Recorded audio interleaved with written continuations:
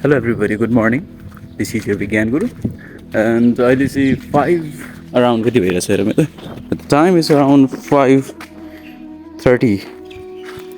यो बेलामा चाहिँ I'm moving towards our shop. आज अलिक ढिलो भयो त अरू दिनभन्दा. अरू दिन चाहिँ kind of it was around it used to be around 5:40. मान्छेहरूले के भन्न थाल्यो भने यो मान्छे चाँडै आउँछ, कति बिहान आएर निद्रा डिस्टर्ब गर्छ भन्ने कुरा आउनु थाल्यो. त्यही भएर आज अलिक ढिलोसम्म सुतेर उठेको म नि. मर्निङ टाइमको यजी कुरा के भने एभ्रिवेयर यो जति उज्यालो भए पनि people they do not open their shop anything यिनीहरूको घरमा पनि. And see you can see our place is coming out. ऊ त्यहाँनिर जुन स्पेस छ that is our place. So we have come to our place now. This is our place. From a distance it looks like this. आजभोलि ambience अलिकति change भएको छ. So this is our reading section. There are booksहरू छ. And this is stationery section. This is Bigyan Guru section. And let me show you our room again. बत्ती बन्नु पर्छ. अब चिटिक्क पर्छ. सही देख्छ right? Wait. यो बाहिरको बत्ती हो चाहिँ. And there is an update. यो चाहिँ meter box हाम्रो हिजो आएको. Let me show you how I clean out our work.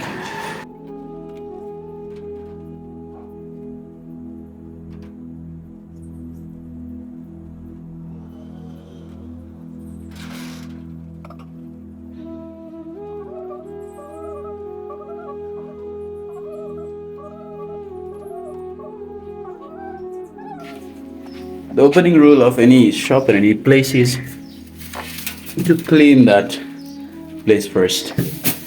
So आजको हाम्रो ड्युटी सुरु हुन्छ. मेरो ड्युटी. अब अलिकति पढ्ने बच्चाहरूको लागि के छ कस्तो छ र भनिदिउँ न होइन. हामीले बिकज अस्तिको सुरुको ब्लगमा चाहिँ खासै कुराहरू भएन. आजको कुराहरूमा चाहिँ the first thing when they study here they will get this materials.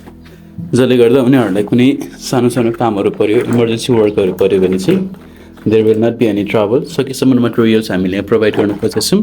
Oh yeah this one is our card. See यसमा सबै कुरा ठिक छ. सानो एरर छ, हामीलाई थाहा भइसक्यो होला हेर्ने बित्तिकै एरर के छ. You can write down in comment. अनि दिस इज आवर लोगो, विज्ञान गुरु लोगो. पछि गएर टी सर्ट थाप्नु पऱ्यो भने काइन्ड अफ टी सर्ट लगाएर जस्तो त विज्ञान गुरुको रुममा आइरहेछु भन्नु छ भने चाहिँ we will do that provision. And this one is our sports section. के सामानहरू धेरै छ नि. एउटा यो क्युब छ, यो चेसको गोटीहरू छ. पछि बढाउँछौँ हामी. And this is our lost and found. Already एउटा छाता छ. सर कसको छाता हो भन्दैन. ठिक छ, कसैको होइन त्यो चाहिँ हाम्रै हो. Okay. And this is my table. अनि मैले आएर के गर्नुपर्ने हो अब सबै कुरा बिस्तारै म्यानेज गर्दै आउँछु.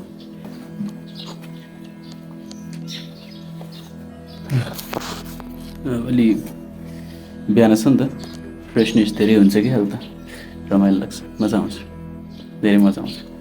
तर मैले के गरिदिन्छु भने चाँडै आएर पसल खोलिदिन्छु अनि सुतेको मान्छेहरूलाई उठ्न बाध्य बनाउँछ नि मैले सुनेको कुरा. बट केही छैन, रातभरि मोबाइल चलाएर बस्ने अल्छीहरूलाई त पनिसमेन्ट नै भयो. मैले सुन्दैछु जहिले पनि सर कति चाँडै खोल्नुहुन्छ. ठिकै छ. ल अब चाहिँ म आफ्नो कामतिर लाग्नु थाल्छु. You guys should have a good day and wait well. अल्छी गर्ने कुरा छैन. जे पनि काम छ त्यहाँ do that with higher effort. Because बिस्तारै सबै कुरा सुरु हुँदै र त्यसपछि इन्क्रिमेन्ट गर्दै जानुपर्छ.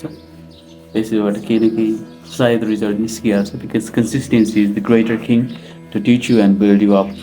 मलाई मेरो टिचरले भन्नुभएको कुरा. Have a good time. We will meet again.